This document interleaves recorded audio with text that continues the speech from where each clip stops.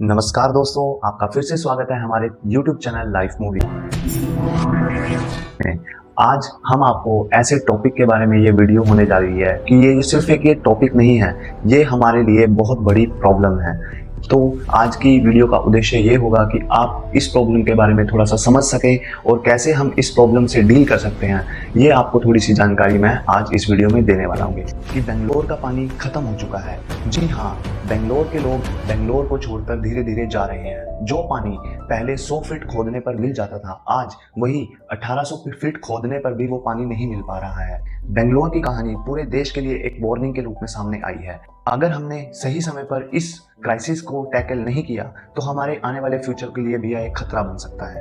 ये वीडियो और ये टॉपिक बहुत ही सीरियस है। हाँ, मैं मानता हूँ आप लोगों को लग रहा होगा कि हम वीडियो स्किप कर देते हैं, आज हमारे पास बहुत सारा पानी है। लेकिन आज हमारे पास पानी होना इस बात की गारंटी नहीं है कि हमारे पास कल भी पानी होगा। अगर चीज़ें ऐसे ही चलती रही तो आने वाले कल को शायद आपको कुछ ही घंटों के लिए पानी मिले और आपको बड़े वाटर कट्स का भी सामना करना पड़ सकता है।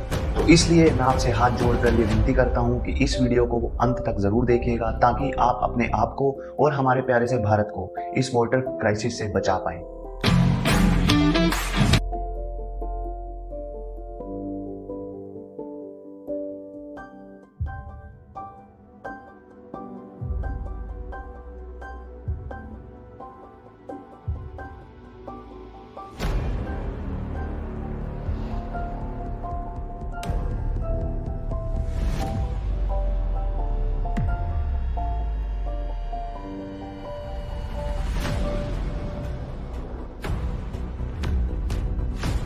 एग्जाम्पल के लिए ले लीजिए, आपके पास एक 2 लीटर की वाटर बॉटल है, आप उसमें से पानी पिए जा रहे हैं, तो भैया पानी की बोतल कभी ना कभी तो खत्म होगी ना।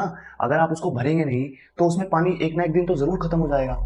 बेंगलोर की ये इमेज काफी वायरल हो चुकी है। बेंगलोर में अर्बनाइजेशन यानी कॉन्क्रीटाइजेशन, बिल्डिंग, रोड्स बनने की संख्या 1000% तक बढ़ चुकी है, जबकि वाटर बॉडीज की संख्या लगभग 80 से 85% तक कम हो गई है। भारत की मेजर सिटीज में हर साल मानसून के चलते फ्लडिंग हो जाती है, और ये कोई नेचुरल डिजास्टर नहीं है, ये पूरा का पूरा एक मैन मेड डिजास्टर है। On the other hand, Bangalore में जो वाटर क्राइसिस चल रहे हैं वो भी एकदम मैन मेड डिजास्टर ही है, क्योंकि इस शहर को डेवलप करने के लिए बेंगलोर मास्टर प्लान बनाया गया था। नए आईटी हब्स, नए इंडस्ट्रीज को बढ़ावा देने के लिए आईटी पार्क्स का निर्माण किया गया था। लेकिन भैया लैंड तो लिमिटेड है, ये सब हुआ कैसे? ये सब हुआ वाटर बॉडीज को क्लेम करके, पेड़ काट के। तो भैया जब भी एक एरिया डेवलप होता है तो वहाँ पर पॉपुलेशन बढ़ेगी, तो वाटर सप्लाईज की बढ़ेगी। लेकिन इसके बारे में कोई प्लानिंग नहीं होती, कोई चर्चा नहीं होती, कोई पक्का गवर्नमेंट के द्वारा कोई प्लान नहीं लाया जाता कि जो पॉपुलेशन है उनकी वाटर जो नीड्स हैं वो कैसे होंगी पूरी। तो ये सब हमारी सरकारों को देखना चाहिए। जब वो कंस्ट्रक्शन कंपनी को परमिशन देती हैं बिल्डिंग्स बनाने के लिए, तो भैया ये भी तो देखिए कि वहाँ की जो वाटर नीड्स हैं वो कहाँ से पूरी होगी, वहाँ के जो रेजिडेंट्स हैं उनको पानी कहाँ से मिलेगा।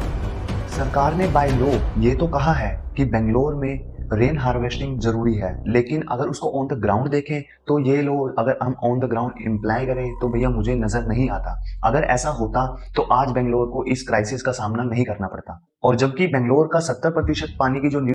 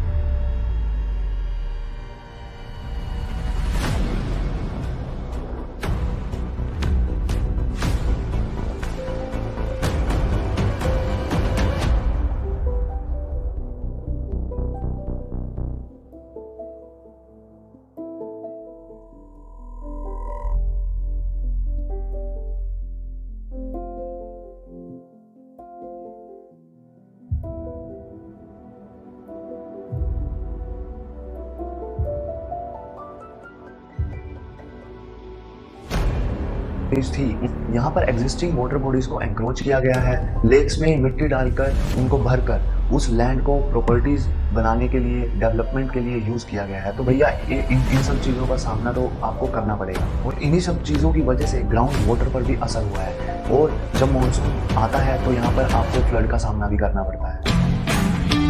चैप्टर 2, इंडियाज वाटर फ्यूचर 2018 में नीति आयोग ने कंपोजिट वाटर मैनेजमेंट इंडेक्स निकाला, जिसमें उन्होंने भारत के वाटर रिसोर्सेज, उनके अवेलेबिलिटी पर एक वाटर इंडेक्स बनाया। रिपोर्ट के पहले ही पेज में ये लिखा है कि 60 करोड़ लोग एक्सट्रीम वाटर स्ट्रेस एरियाज में रहते हैं और हर साल 2 लाख लोगों की जानें जाती हैं, क्योंकि उन लोगों को क्लीन और सेफ ड्रिंकिंग वाटर पीने के लिए नहीं मिलता। और इस वाटर शॉर्टेज की वजह से आपको पता है कि हमारे देश को कितना नुकसान होता है, 6% ऑफ जीडीपी।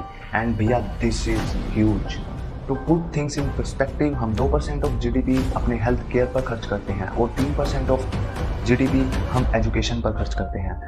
और जैसे जैसे लोग बढ़ेंगे, जैसे जैसे डेवलपमेंट बढ़ेगी, जैसे जैसे अपार्टमेंट्स बढ़ेंगे, तो भैया लोगों की वाटर नीड्स भी बढ़ेंगी और ये प्रॉब्लम क्रिएट करता है। इस सब के लिए भारत के पास कोई मजबूत प्लान नहीं है। अगर आप ध्यान से देखेंगे तो नीति आयोग ने कंपोजिट वाटर मैनेजमेंट रिपोर्ट में सिर्फ यह एक ग्राफ बनाया था। अगर आप ध्यान से देखेंगे तो जिन स्टेट से गंगा गुजरती है, उन स्टेट्स ने सबसे कम वाटर मैनेजमेंट और प्रिपरेशन की है। इस वाटर स्केर्सिटी का बहुत लेवल पर इफेक्ट होता है। फॉर एग्जाम्पल, बिना पानी के हम खेती कैसे करेंगे, सेम क्रॉप्स हर साल कैसे उगाएंगे। लोगों को साफ पानी के नाम पर दूषित पानी मिलता है, जिसके चलते उनको हेल्थ प्रॉब्लम्स का सामना करना पड़ता है एंड ओवरऑल क्वालिटी लाइफ कम होती है। जिन लोगों के पास पैसा है भैया वो तो टैंकर मंगा लेंगे, साफ पानी पी लेंगे, लेकिन जो लोग गरीब हैं, जिनके पास इतना पैसा नहीं है, उन लोगों की कौन गारंटी लेगा कि उनको साफ पानी मिलेगा। अगर उनको पानी मिलेगा तो वो क्या पीने लायक है, अगर पीने लायक है तो क्या उनको पीने से, उस पानी को पीने से उनकी हेल्थ को कोई प्रॉब्लम नहीं होगी। तो इन सारे मुद्दों पर विचार होना जरूरी है। और वाटर नीड्स हमारे फूड सिक्योरिटी से भी गहरा संबंध रखता है। Unfortunately Bharat rice, sugar cane जैसी हाई वाटर इंटेंसिटी वाली क्रॉप जो है वो प्रोड्यूस करता है, और वो भी हर साल, और उन्हें इतनी ज़्यादा मात्रा में प्रोड्यूस करता है कि हमें उन्हें एक्सपोर्ट करना पड़ता है, जिसके चलते हमें अपनी वाटर सिक्योरिटी से कॉम्प्रोमाइज़ करना पड़ता है। और ये सारे पॉइंट्स नीति आयोग की रिपोर्ट में तो हैं, मतलब हमारी सरकार को इन सब के बारे में पता है, लेकिन वो कोई प्लान नहीं बना पाती। अगर प्लान बनता भी है तो वो ऑन ग्राउंड नहीं उतर पाता।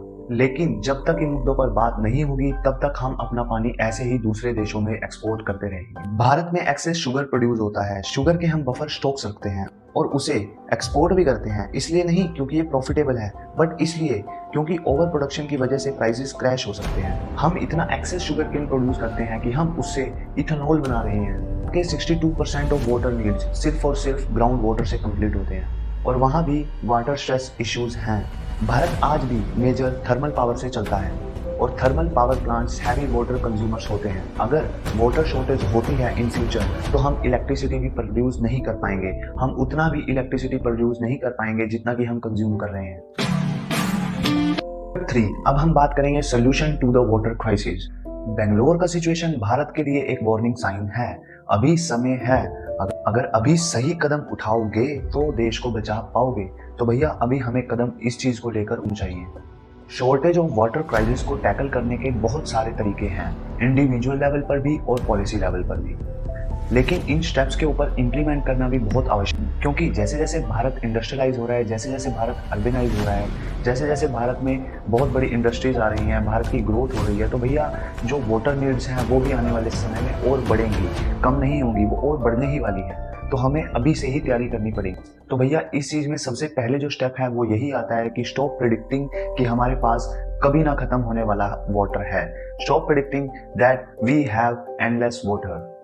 भारत के पास अनलिमिटेड इन्फिनिट पानी नहीं है, हमें ये बात माननी पड़ेगी। भारत के पास क्या, किसी भी आप जगह पर चले जाइए, किसी भी देश के पास अनलिमिटेड और इन्फिनिट पानी नहीं है, क्योंकि भैया ये हमारे पास भगवान का दिया हुआ एक ऐसा तोहफा है जिसे हमने अगर अभी इसकी केयर की तो हम आने वाले फ्यूचर को संभाल पाएंगे, वरना भैया हालत बहुत बुरी होने वाली है।